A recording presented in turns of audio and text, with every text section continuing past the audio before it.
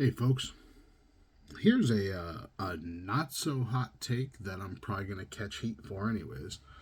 A lot of genre remakes or sequels, later year sequels like the Indy franchise and Ghostbusters, um, things like that. The Star Wars franchise, big one there for the Star Wars franchise.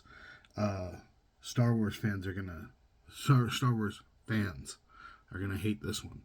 Modern stuff in these franchises. You don't like them because they don't make you feel like they did when you were a kid. You're basing them on nostalgia. Objectively, they're not bad movies. Not all of them are good. Not all of the material that comes out is good. But they're not bad.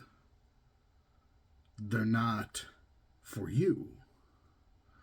They were always for children.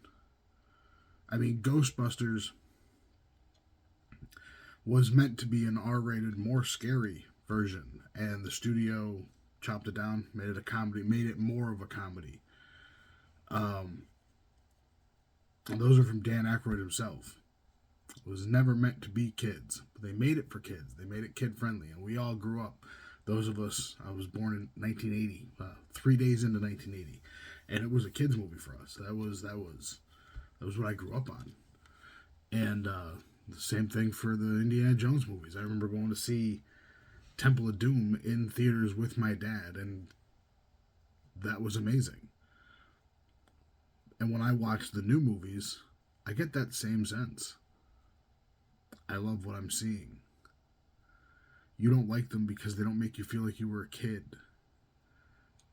And that's because at some point you grew up and you got jaded. I did too. Just not at that stuff because I love those things and I don't want to hate them.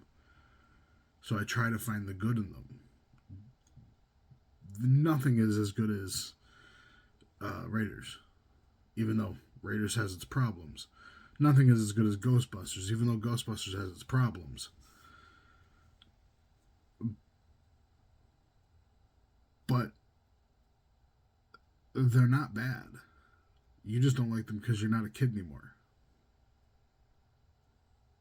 Anyways, Star Wars fans, if you haven't yet, go watch Skeleton Crew because that show is as close as we get to the 80s again. It really did. It felt like the 80s.